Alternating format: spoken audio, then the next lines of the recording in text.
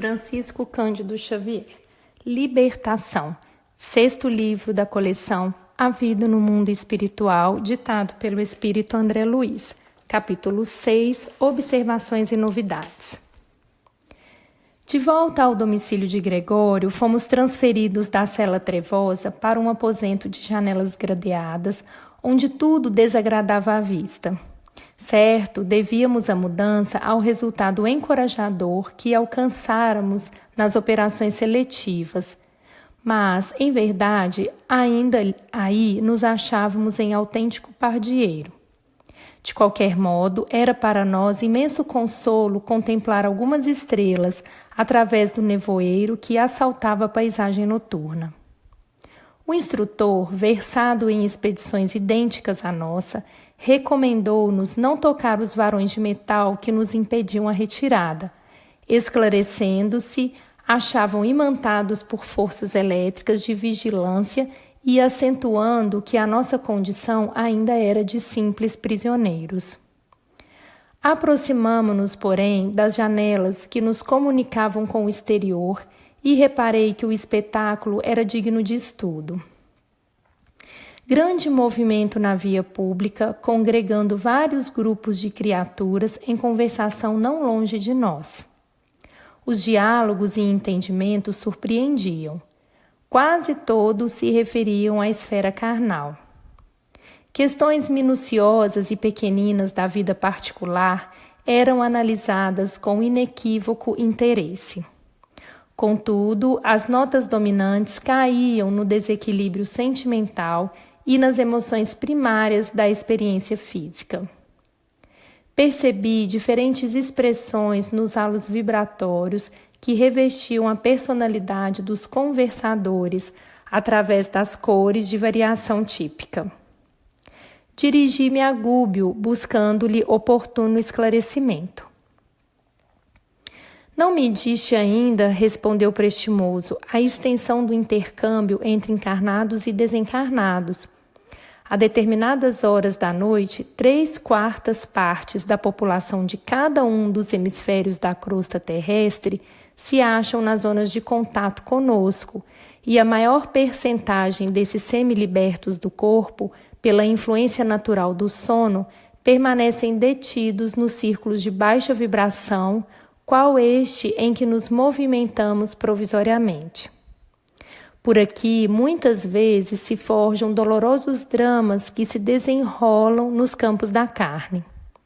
Grandes crimes têm nesses sítios as respectivas nascentes, e não fosse o trabalho ativo e constante dos espíritos protetores que se desvelam pelos homens no labor sacrificial da caridade oculta e da educação perseverante sob a égide do Cristo, acontecimentos mais trágicos estarreceriam as criaturas. De alma voltada para as noções da vida imensa que o ambiente sugeria, rememorei o curso incessante das civilizações. Pensamentos mais altos clareavam-me os raciocínios. A bondade do Senhor não violenta o coração. O reino divino nascerá dentro dele e a maneira da semente de mostarda que se liberta dos envoltórios inferiores medrará e crescerá gradativamente sob os impulsos construtivos do próprio homem. Que temerária concepção há de um paraíso fácil? Gúbio percebeu minha posição mental e falou em socorro de minhas pobres reflexões íntimas.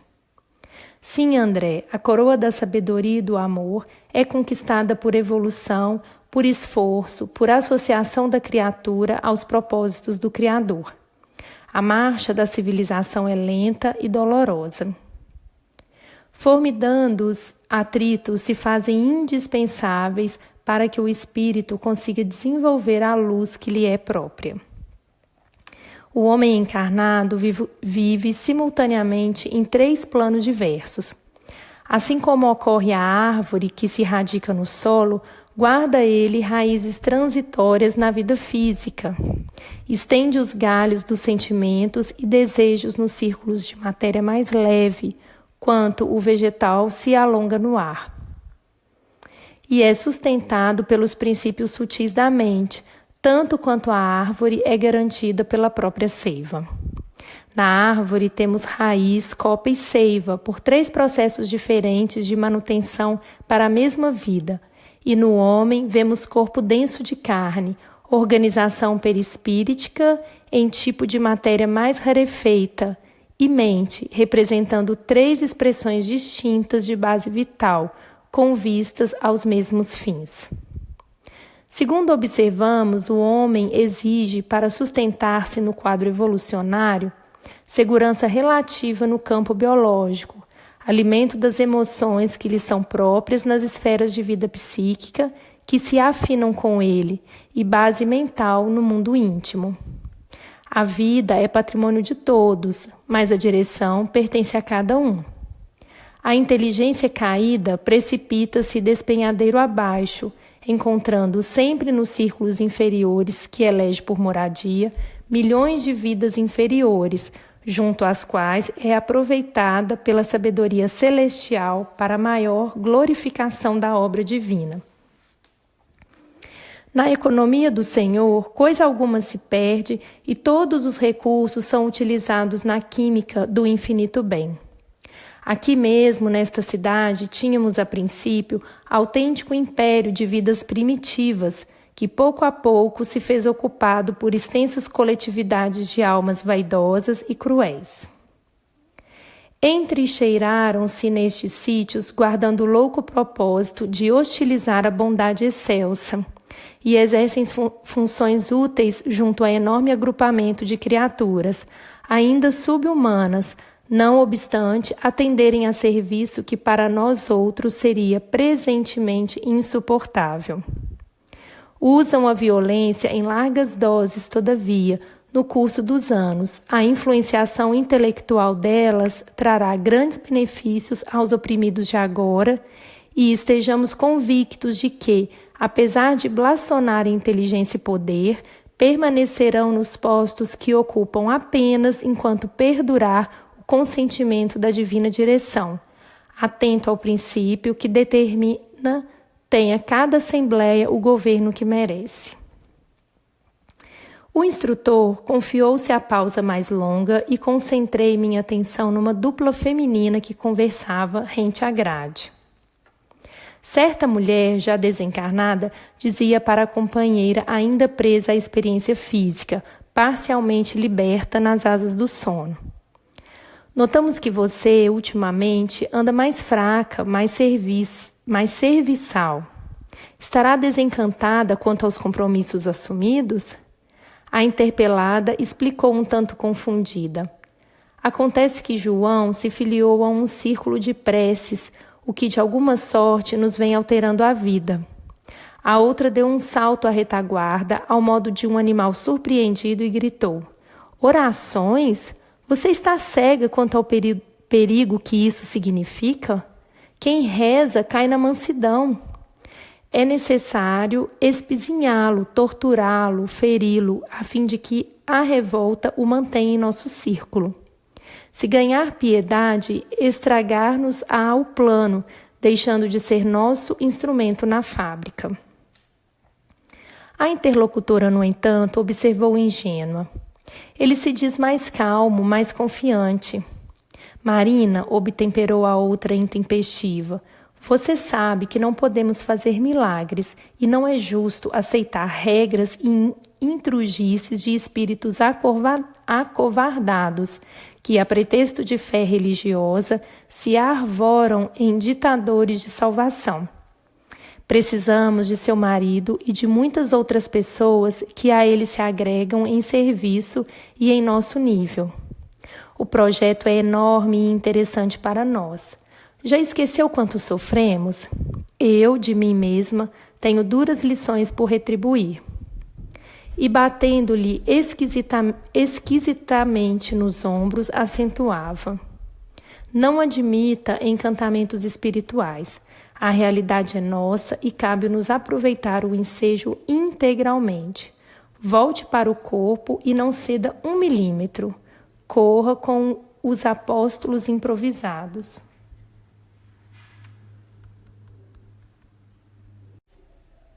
Faz-nos mal, Prenda João, controlando-lhe o tempo. Desenvolva serviço eficiente e não o liberte. Fira-o devagarinho. O desespero dele chegará por fim, e com as forças da insubmissão que forem exteriorizadas em nosso favor, alcançaremos os fins a que nos propomos. Nada de transigência, não se atemorize com promessas de inferno ou céu depois da morte. Em toda parte, a vida é aquilo que fazemos dela. Boquiaberto com o que me era dado perceber, reparei que a entidade astuta e vingativa envolvia a interlocutora em fluidos sombrios, à maneira dos hipnotizadores comuns. Enderecei olhar interrogativo ao nosso orientador, que, após haver atenciosamente acompanhado a cena, informou prestimoso. A obsessão desse teor apresenta milhões de casos. De manhãzinha, na esfera da crosta, essa pobre mulher, vacilante na fé, incapaz de apreciar a felicidade que o Senhor lhe concedeu num casamento digno e tranquilo, despertará no corpo, de alma desconfiada e abatida. Oscilando entre o crer e o não crer, não saberá polarizar a mente na confiança com que deve enfrentar as dificuldades do caminho e aguardar as manifestações santificantes do alto. E, em face da incerteza íntima em que se lhe caracterizam as atitudes, demorar-se-á imantada a essa irmã ignorante e infeliz, que a persegue e subjuga para conseguir deplorável vingança. Converter-se-á, por isso, em objeto de acentuada aflição para o esposo e suas conquistas incipientes periclitarão. Como se libertaria de semelhante inimiga? Perguntou Eloy interessado. Mantendo-se num padrão de firmeza superior, com suficiente disposição para o bem. Com esse esforço nobre e contínuo, melhoraria intensivamente os seus princípios mentais, afeiçoando-os às fontes sublimes da vida, e ao invés de converter-se em material absorvente das irradiações enfermiças e depressivas, passaria a emitir raios transformadores e construtivos, em benefício de si mesma e das entidades que se lhe aproximam do caminho. Em todos os quadros do universo, somos satélites uns dos outros. Os mais fortes arrastam os mais fracos, entendendo-se, porém, que o mais frágil de hoje pode ser a potência mais alta de amanhã, conforme nosso aproveitamento individual. Expedimos raios magnéticos e recebemo-los ao mesmo tempo.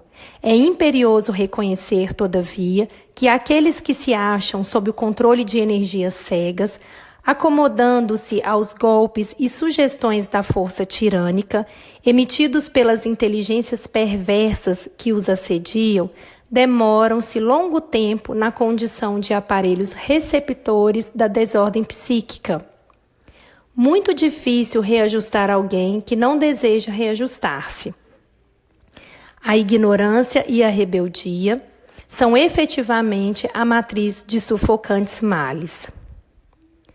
Ante o intervalo espontâneo, reparei, não longe de nós, como que ligadas às personalidades sob nosso exame, certas formas indecisas, obscuras, semelhavam-se a pequenas esferas ovoides, cada uma das quais pouco maior que um crânio humano. Variavam profusamente nas particularidades. Algumas denunciavam um movimento próprio, ao jeito de grandes amebas, respirando naquele clima espiritual.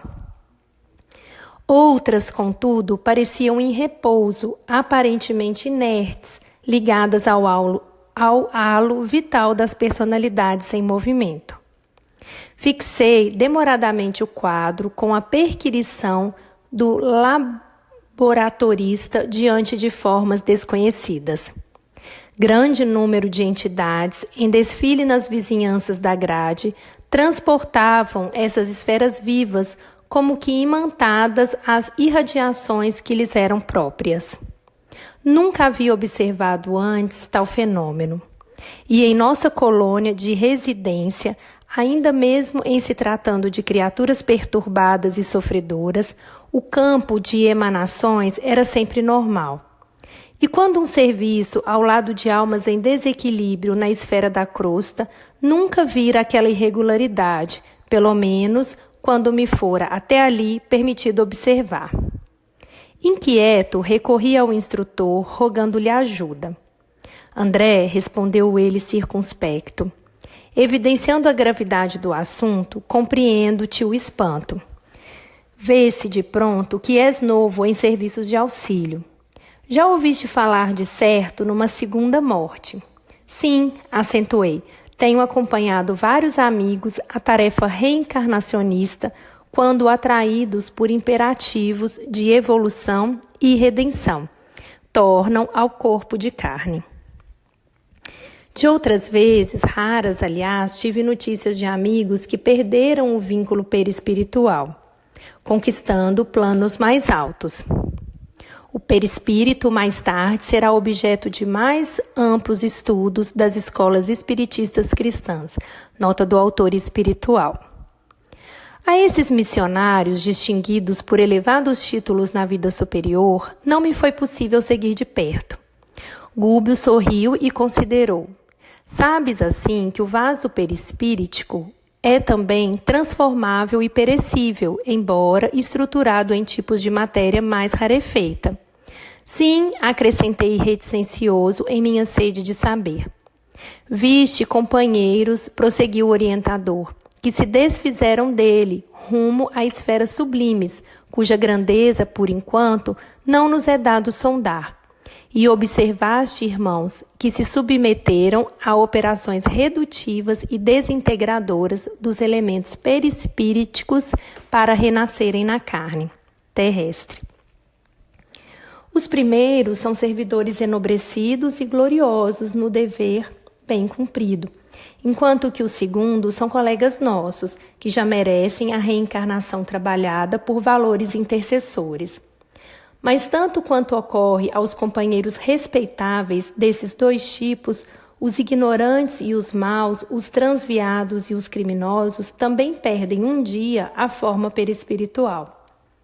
Pela densidade da mente, saturada de impulsos inferiores, não conseguem elevar-se e gravitam em derredor das paixões absorventes que por muitos anos elegeram em centro de interesses fundamentais. Grande número, nessas circunstâncias, mormente os participantes de condenáveis delitos, imantam-se aos que lhes associaram nos crimes. Se o discípulo de Jesus se mantém ligado a ele através de imponderáveis fios de amor, inspiração e reconhecimento, os pupilos do ódio e da perversidade se demoram unidos sob a orientação das inteligências que os entrelaçam na rede do mal. Enriquecer a mente de conhecimentos novos, aperfeiçoar-lhe as faculdades de expressão, purificá-la nas correntes iluminativas do bem, e engrandecê-la com a incorporação definitiva de princípios nobres, é desenvolver nosso corpo glorioso na expressão do apóstolo Paulo, estruturando-o em matéria sublimada e divina. Essa matéria, André, é o tipo de veículo a que aspiramos ao nos referirmos à vida que nos é superior. Estamos ainda presos às aglutinações celulares dos elementos físio-perispíriticos, tanto quanto a tartaruga permanece algemada à carapaça. Imergimo-nos dentro dos fluidos carnais e deles nos libertamos em vicioso vai-vem, através de existências numerosas até que acordemos a vida mental para expressões santificadoras. Somos quais arbustos do solo planetário. Nossas raízes emocionais se mergulham mais ou menos profundamente nos círculos de animalidade primitiva. Vem a foice da morte e cega-nos os ramos dos desejos terrenos.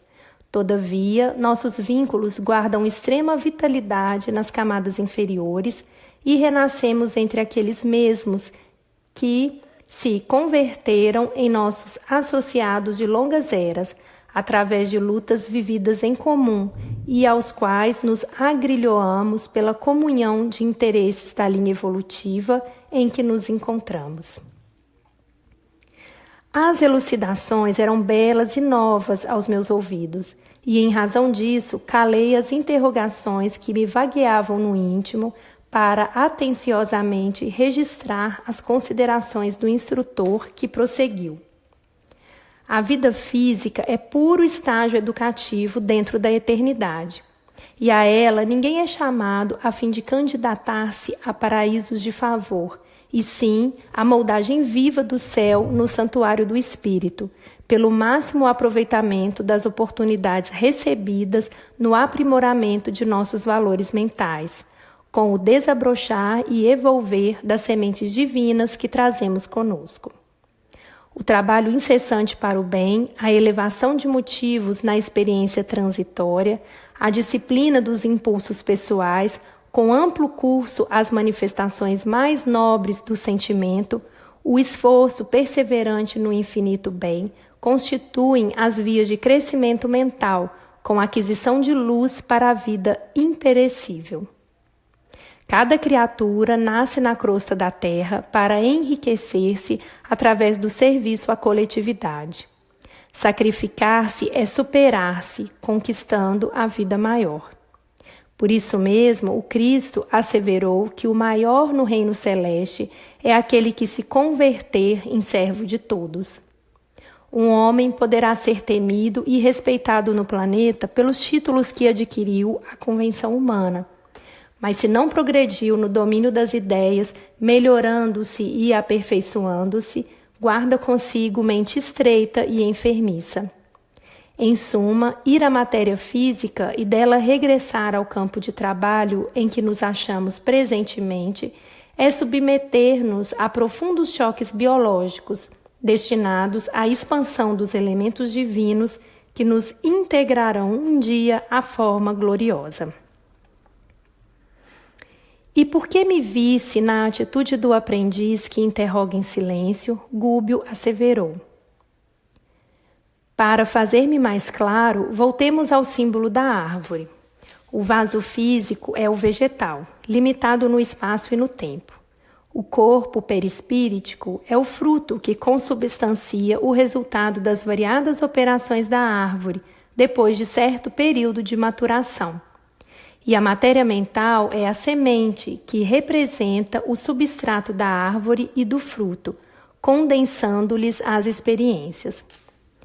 A criatura, para adquirir sabedoria e amor, renasce inúmeras vezes no campo fisiológico, à maneira da semente que regressa ao chão.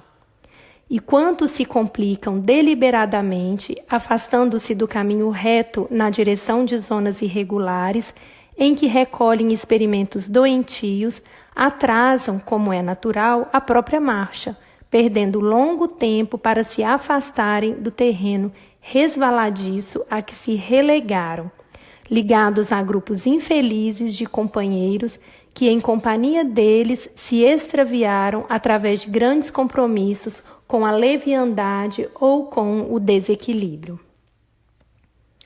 Compreendeste agora? Apesar da gentileza do orientador, que fazia o possível por clarear o seu pensamento, ousei indagar. E se consultarmos esses esferoides vivos, ouvir-nos-ão? Possuem capacidade de sintonia? Gúbio atendeu solícito, perfeitamente, compreendendo-se, porém, que a maioria das criaturas, em semelhante posição nos sítios inferiores quanto este, dormitam em estranhos pesadelos. Registram-nos os apelos, mas respondem-nos de modo vago, dentro da nova forma em que se segregam, incapazes que são, provisoriamente, de se exteriorizarem de maneira completa, sem os veículos mais densos que perderam, com agravo de responsabilidade, na inércia ou na prática do mal. Em verdade, agora se categorizam em conta de fetos ou amebas mentais, mobilizáveis, contudo, por entidades perversas ou rebeladas. O caminho de semelhantes companheiros é a reencarnação na crosta da terra ou em setores outros de vida congênere, qual ocorre a semente destinada à cova escura para trabalhos de produção, seleção e aprimoramento. Claro que os espíritos em evolução natural não assinalam fenômenos dolorosos em qualquer período de transição, como o que examinamos. A ovelha, que prossegue firme na senda justa, contará sempre com os benefícios decorrentes das diretrizes do pastor. No entanto, as que se desviam, fugindo a jornada razoável, pelo simples gosto de se entregarem à aventura, nem sempre encontrarão surpresas agradáveis ou construtivas. O orientador silenciou por momentos e perguntou em seguida: Entendeste a importância de uma existência terrestre? Sim, entendia por experiência própria o valor da vida corporal na crosta planetária. Contudo, ali, diante dos esferoides vivos, tristes mentes humanas, sem apetrechos de manifestação, meu respeito ao veículo de carne cresceu de modo espantoso. Alcancei então, com mais propriedade, o sublime conteúdo das palavras do Cristo: andai enquanto tendes luz. O assunto era fascinante e tentei gúbio a examiná-lo mais detidamente. Todavia, o orientador, sem trair a cortesia que lhe é característica, recomendou-me esperasse o dia seguinte.